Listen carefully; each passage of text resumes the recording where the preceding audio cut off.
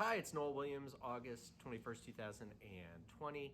COVID update, Optimal Health Associates, all the usual stuff. Anyway, I was going to originally talk about influenza vaccines and vaccines in general tonight, but I can't because bigger things have happened that I should discuss.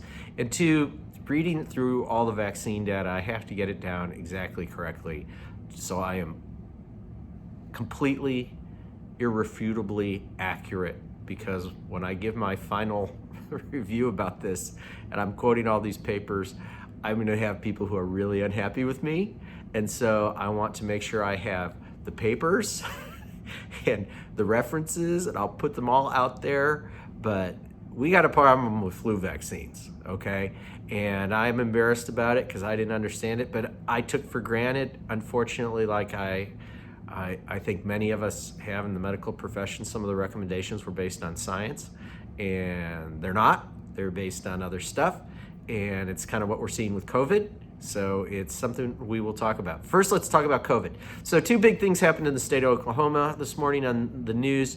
Thing one was all our data's made up, okay? It's completely made up for 3 weeks. The state has not been correlating tests that are outside the Oklahoma State Health Department. The vast majority of people get their tests, as far as at least in my practice, everyone I know who's a primary care are getting them sending people to CVS or Quick Med Clinic, places in Guthrie, places in Norman, even the Oklahoma City area. None of the hospital tests are being recorded.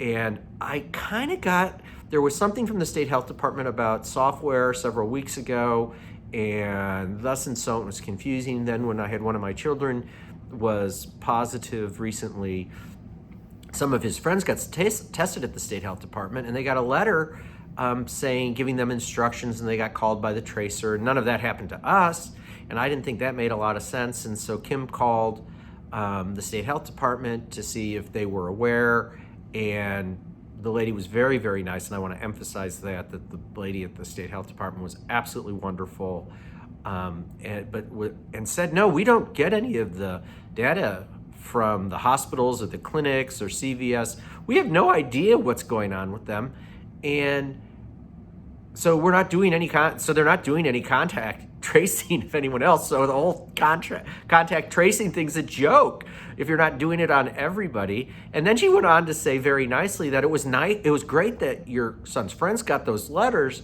but they just had a better contact tracer. Most of the contact tracers don't even do that. So I'm like, oh my God. So what happened is, if you look at our numbers, they were going way up, okay? And in terms of, if you look right there, that peak is at around August 1st. And then you look at the tests, and that peak is at August 1st. But then you see, for some reason, here we're going up on all these cases, but then the testing curve over here on that side goes back down, where our number of tests go down.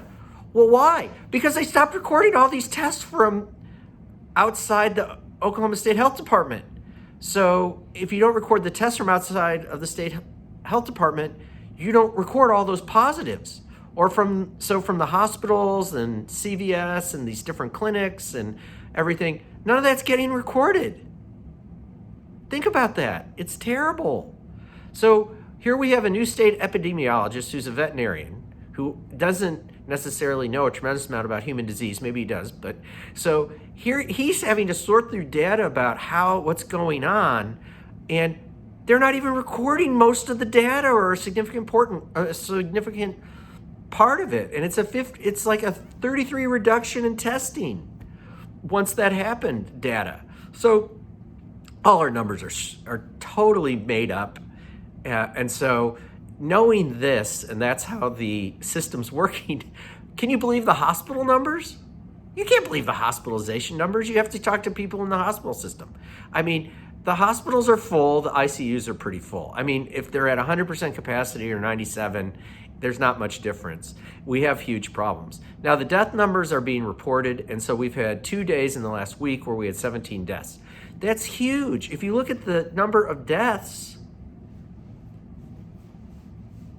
and it's on this side right here, and I'll put these graphs on, look how it's skyrocketed.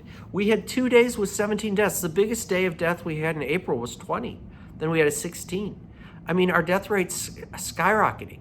So we have problems, and those problems are driven by the state not doing it correctly. And then the other news story was the release of the information that Dr. Birx, who I haven't always agreed with, but she is an articulate and intelligent person, and I can be wrong. And so some of the things I've probably disagreed with her, maybe I'm wrong. Maybe she's been forced to say stuff she didn't want to. But either way, plus she's panicked, and I don't like panic. Either way, she met with Stitt, gave him the report, and then he went on TV and did a news conference, said, oh, we don't need to do anything. I didn't get any recommendations. We're fine. We're in the yellow zone. We're not in trouble. Our cases are going down. Well, some do-gooder or whistleblower released the report she gave. She gave him a ton of recommendations. We need to close the bars. We need to socially distance. We need to do a whole bunch of stuff. Otherwise, our state's going to go to a bad place with this. And he denied all of it. Had lied about it. And so for everyone who gets mad at me for saying Stitt lied, Stitt lied. Okay, I'll say it slowly so it will go in your brain. Stitt lied. He's lying. He's lying all the time. And that makes Republicans get mad at me, just like when I say that Fauci is doing a bad job, all the Democrats get mad at me. Whereas what I'm doing is giving my version of apolitical truths, people. So if you're on this whole politic thing that you're thinking, oh, it's evil politics. He has a political agenda. No, I do have an agenda. It's truth and care, being honest. And I hate liars. And so Stitt is lying, okay? And so that's a problem when he won't follow directions, won't discuss it, and we don't do anything. And then we have people like Fauci at the federal government and who runs the National Institute of Allergy or Immunology and Infectious Disease. He's our number one ID guy. And remember, what's his recommendation to you if you get COVID? So when you're feeling like crap if you get COVID, and you call your doctor and they tell you there's nothing they can do, or your provider, what did Fauci tell them that they should tell you? Take Tylenol. Good luck. Take Tylenol. See what happens. If you're in the 20% who get, or the 40 to 50% who get sick, and the 20% who get really sick and end up in the hospital. See how that plan works from Dr. Fauci, okay? And then you'll understand why I don't like it, because it's baloney. It's baloney. There's lots of stuff you can do for people, and that's excluding hydroxychloroquine. Okay, not even talking about that. I'm talking about, how about nutrition? Fauci said there's no point in nutrition. We know that nutrition is a key concept for normal immune function. Not to him anymore, but that's the problem with Fauci. That's the problem with the CDC, Redfield, and that's the problem with Frank Collins, at the head of the NIH. They only care about the vaccine stuff, and they don't care about preventing you from getting sick. And we don't even have a clue if the vaccine's going to happen. So, let's think rationally. So if you're in Oklahoma, this is what you need to know. And this probably applies to people everywhere. You're on your own, okay? You are on your own. So what you need to do is you need to take your vitamins. You need to wash your hands. You need to socially distance, and you need to wear a mask, because the bottom line is the chances of you being able to get help in the coming months when the systems get saturated is going to be very, very tiny. And I'm sorry to tell you that, but everyone's lying.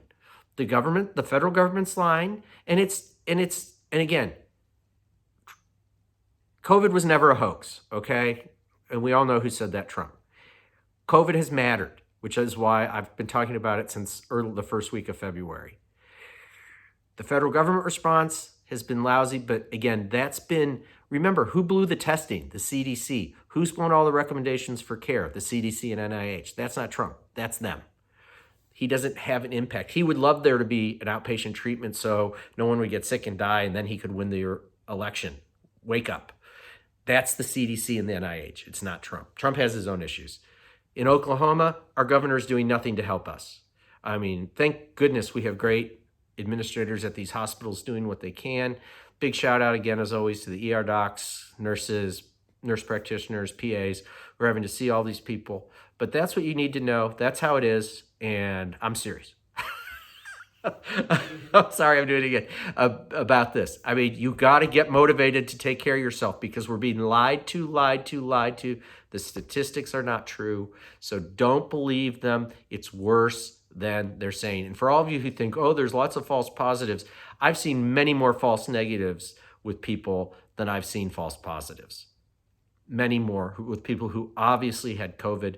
The other doctors I know who take care of people say the same thing. Okay, so yes, there's going to be false positives, but there's false negatives, and the false negatives that you find out about are the people who are getting really sick. So it all, in the end, is a wash. So anyway, good night. Take care. Eventually, I'll get to influenza. I'm gonna let you hit it. Okay.